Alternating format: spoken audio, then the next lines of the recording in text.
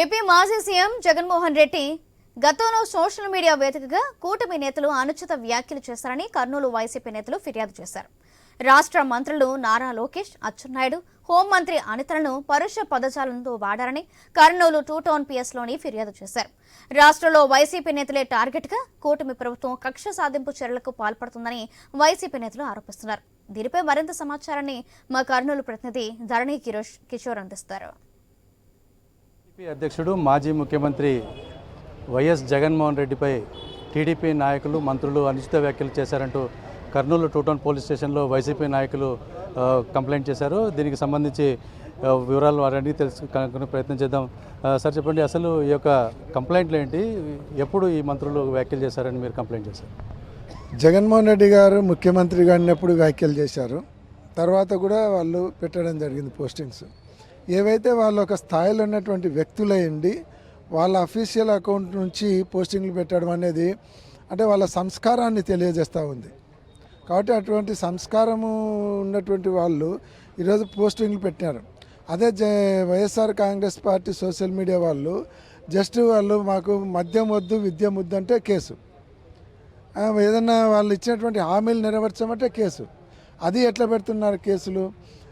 కర్నూలులో ఉండే వాళ్ళ మీద విశాఖపట్నంలో పెడుతున్నారు, విశాఖపట్నంలో ఉండే వాళ్ళని తెచ్చి కర్నూలులో పెడుతున్నారు. సజ్జల భార్గవ్ గారు తెచ్చి పెనుగొండలో కేసు పెట్టారు. అంటే కావాలని ఒక హరాస్మెంటు, ఒక భయభ్రాంతులు క్రియేట్ చేయడానికి ఈరోజు ఇటువంటి కార్యక్రమాలు చేస్తున్నారు. ఎందుకంటే ఈరోజు దేశమంతా కూడా అంబేద్కర్ రాజ్యాంగం నడిస్తే ఆంధ్ర రాష్ట్రం మాత్రం చంద్రబాబు నాయుడు లేదంటే లోకేష్ బాబు గారు రెడ్ బుక్ రాజ్యాంగం నడుస్తూ ఉంది. అయితే ఇప్పుడు మీరు నాయకులు అంటూ టీడీపీ నాయకులు చెప్తున్నారు, ప్రత్యేకంగా పేర్లు ఏమైనా ఉన్నాయా, మంత్రుల పేర్లు ఏమైనా చెప్తున్నారా? ఎవరి మీద మీరు కంప్లైంట్ చేశారు? విడివిడిగా చేశారా, వారి మీద మూకుమ్మడిగా ఒకే కేసు పెట్టారు? అందరి మీద ఒకటే కేసు కింద చేశాము. దాంట్లో పోస్టింగ్లు పెట్టిన వాళ్ళలో నారా లోకేష్ గారి అకౌంట్ నుంచి పోస్టింగ్లు పెట్టారు, అయ్యన్న పాత్రుడు గారి అకౌంట్ నుంచి పోస్టింగ్లు పెట్టారు, అచ్చెన్నాయుడు గారి అకౌంట్ నుంచి పోస్టింగ్లు పెట్టారు, అలాగే అనిత గారి అకౌంట్ నుంచి కూడా పోస్టింగ్లు పెట్టారు. కాబట్టి వాళ్ళందరి మీద యాక్షన్ తీసుకోవాలని కేసు రిజిస్టర్ చేయమని ఇచ్చినాం. ఎందుకంటే చట్టానికి పదవులు అడ్డం రావు. ముఖ్యమంత్రుల మీద కూడా కేసు పెట్టి జైల్లో పెట్టినటువంటి సందర్భం ఢిల్లీలో చూసాం. కాబట్టి చట్టానికి పదవులు అడ్డం రావు. కాబట్టి వాళ్ళు ఏదో మంత్రులని కేసు పెట్టకుండా ఉండొద్దు, వాళ్ళ మీద కేసు రిజిస్టర్ చేయమని మేము అడగడం జరిగింది. అయితే సార్ మీరు చెప్పండి, అసలు ఈ యొక్క కేసులను ఏ విధంగా చూస్తున్నారు? మొత్తంగా ఈ సోషల్ మీడియా వేదికగానే ఈ మొత్తం వ్యవహారం జరుగుతుందా? అనుచిత వ్యాఖ్యలు ఎప్పటి పీరియడ్ నుంచి మీరు పరిగణలోకి తీసుకున్నారు? ఇప్పుడు వచ్చినటువంటి ప్రభుత్వం ఏదైతే కూటమి ప్రభుత్వం ఉందో వీళ్ళు ఒక కొత్త సంస్కృతిని లేవదీసినారు. ఎప్పటివో ఆ రోజుల్లో ఉన్నటువంటివి అంటే ఎప్పుడో 5-6 ఏళ్ళ కిందట వైండప్ అయిన కేసులను బయటికి తవ్వి మళ్ళీ ఒకసారి కేసులు పునరావృతం చేసి కక్ష సాధింపు అన్నమాట. అంటే ఈ గవర్నమెంట్ను ఎవరు ఏలెత్తి చూపరాదు, ఎవరు క్వశ్చన్ చేయరాదు, ఇచ్చిన హామీల గురించి ఎవరు అడగకూడదు. మామూలుగా పరిపాలన చేసేవాళ్ళు ఒకసారి ప్రజలందరూ కలిసి అధికారాన్ని ఒప్పజెప్పిన తర్వాత ప్రజలకు అవసరమైనటువంటి సౌకర్యాలను చూసే విషయంలో, లేకపోతే చట్ట పరిధిలో అందరికి సమానమైనటువంటి న్యాయం చేసే విషయంలో న్యాయం చేయాలి. అలా చేయకుండా ఏకపక్షంగా ఎక్కడెక్కడో సంబంధం లేని కేసులన్నీ వెలికి తీసి ఇవాళ గతంలో సోషల్ మీడియాలో ఆ కేసు ఆ పోస్ట్ పెట్టారు, ఈ చేసినారు, బాగానే ఉంది. మరి మీరు పెట్టారు కదా, ఇవాళ మేము ఇచ్చిన కేసు స్వయాన మంత్రులు ఉన్నారు, మరి వాళ్ళ మీద కూడా కేసు బుక్ చేయండి.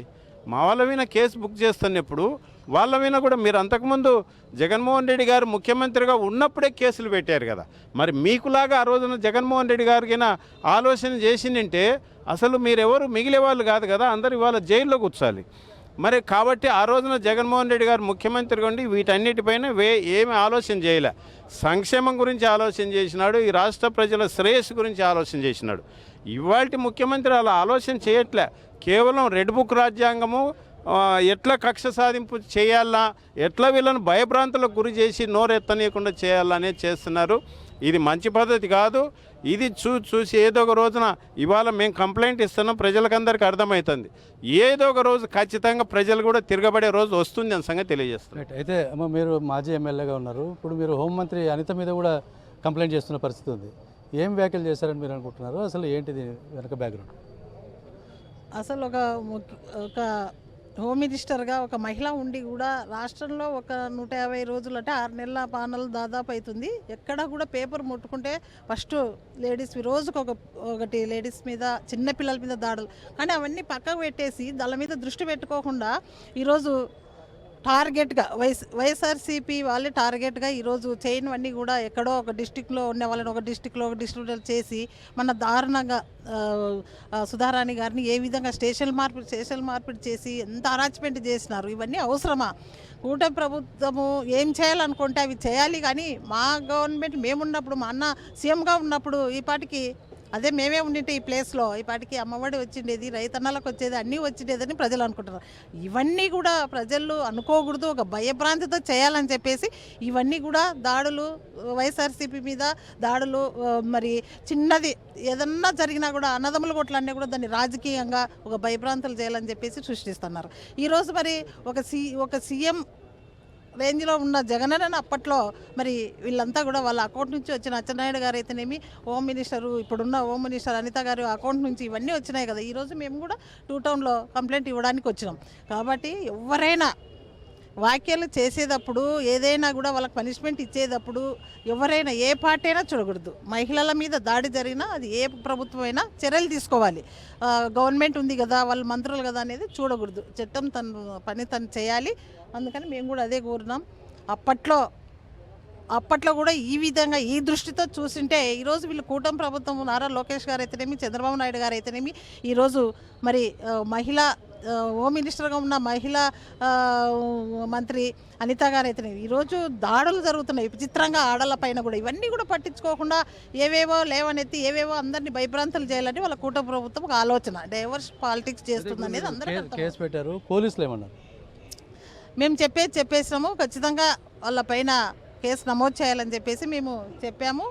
సిఐ గారికి మేము కంప్లైంట్ ఇవ్వడం కూడా జరిగింది. ఇచ్చేసి చెప్పేసి వచ్చినాము. వాళ్ళు పట్టించుకొని ఎడల ఏదో అధికార పార్టీ మా మంత్రులు వాళ్ళని చెప్పేసి చెప్తే మేమేం చేయాలో ఆ రోజు ఆలోచించి మేము చేసే పని మేము చేస్తామని చెప్పేసి తెలియజేస్తాం. ఇది మొత్తంగా వైసీపీ నాయకులు చెప్తున్నది. టీడీపీ కూటమి ప్రభుత్వం టోటల్గా రెడ్ బుక్ రాజ్యాంగాన్ని పాటిస్తోంది. ఎక్కడ కూడా స్వేచ్ఛ లేకుండా వైసీపీ నాయకులను టార్గెట్ చేస్తున్నారని చెప్పి వారు అభిప్రాయపడుతున్నారు. కెమెరా పర్సన్ రఫీతో ధరణి కిషోర్, ఐ న్యూస్, కర్నూలు నుంచి.